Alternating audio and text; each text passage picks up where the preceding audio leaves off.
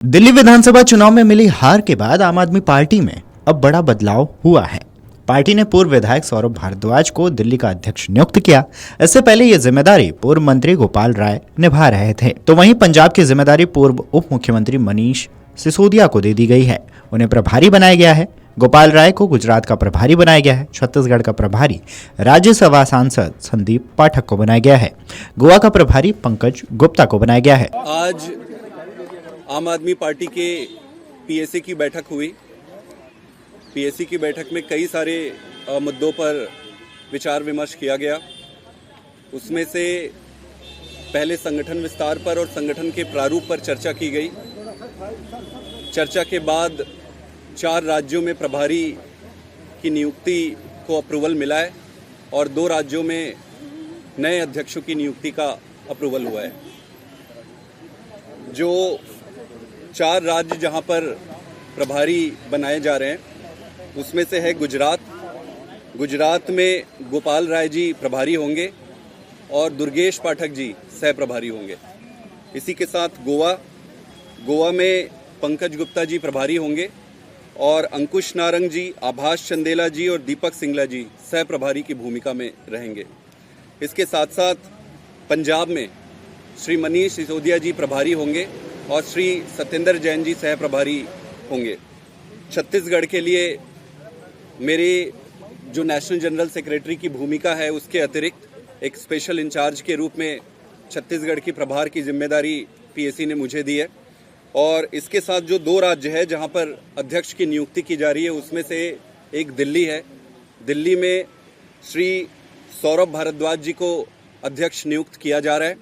इसके साथ साथ जम्मू एंड कश्मीर में श्री महराज मलिक जी को अध्यक्ष नियुक्त किया जा रहा है। इसके अलावा दिल्ली चुनाव के दौरान जिस तरीके से प्रधानमंत्री जी ने और भारतीय जनता पार्टी ने दिल्ली की जनता को झूठे वादे किए उसके बारे में भी डिटेल में चर्चा की गई। जिस तरीके से प्रधानमंत्री जी ने कहा था कि 2500 रुपए हर महिला के अकाउंट में पहले कैबिनेट मीटिंग के बाद ही आ जाएगा, इसके बारे में चर्चा की गई, जो कि सीधे सीधे दिल्ली की जनता के साथ एक धोखा है। इसके साथ ही साथ ये भी कहा गया था कि भाई दिवाली में, होली में हर परिवार को 1 सिलेंडर मुफ्त में दिया जाएगा, वो भी नहीं दिया गया। तो ये दुर्भाग्य की बात है कि एक देश की एक पॉलिटिकल पार्टी और प्रधानमंत्री जी खुद ऐसे वादे करके जाए और उन वादों से मुकर जाएं। ये बहुत बुरी बात है, दुखद बात है देश के लिए और देश की राजनीति के लिए भी। आम आदमी पार्टी काम की राजनीति करती है। अरविंद केजरीवाल जी जो भी वादे करते हैं उन सारे वादों को वो पूरा करते हैं।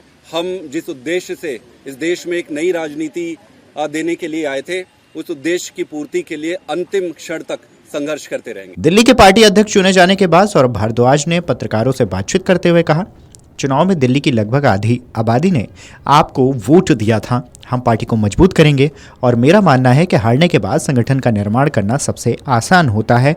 जो पार्टी की हार के समय भी आपके साथ रहता है वो खरा सोना होता है। परिस्थिति में भी जब हर तरीके के पुलिस का, इलेक्शन कमीशन का इस्तेमाल हुआ, हर तरीके के बाद भी लगभग आधी दिल्ली की आबादी वो है जो हमें वोट देके अपने घर में बैठी हुई है, तो उनका भी ध्यान रखना है।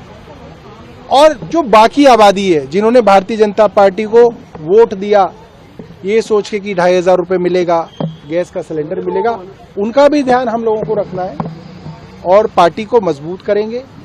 मेरा मानना ये है कि हारने के बाद संगठन निर्माण करना सबसे आसान भी होता है, क्योंकि जीत के समय तो कई लोग आपके साथ आ जाते हैं, मगर जो पार्टी में हार के समय भी साथ रहता है वो खरा सोना होता है ना।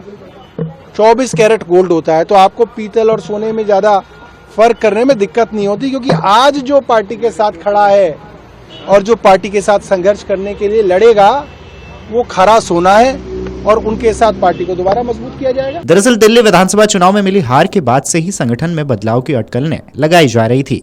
इस बीच आम आदमी पार्टी के राष्ट्रीय संयोजक अरविंद केजरीवाल के आवास पर आपकी पॉलिटिकल अफेयर्स कमेटी यानी कि पीएसी की बैठक हुई। इस बैठक में आपके कई दिग्गज नेता शामिल हुए थे। बता दें कि आम आदमी पार्टी ने ये बड़े बदलाव ऐसे समय पर किए हैं जब उसे हाल ही में दिल्ली में हार का सामना करना पड़ा। पार्टी के सामने पंजाब बचाने की चुनौती है। ऐसे में मनीष सिसोदिया को बड़ी जिम्मेदारी मिली।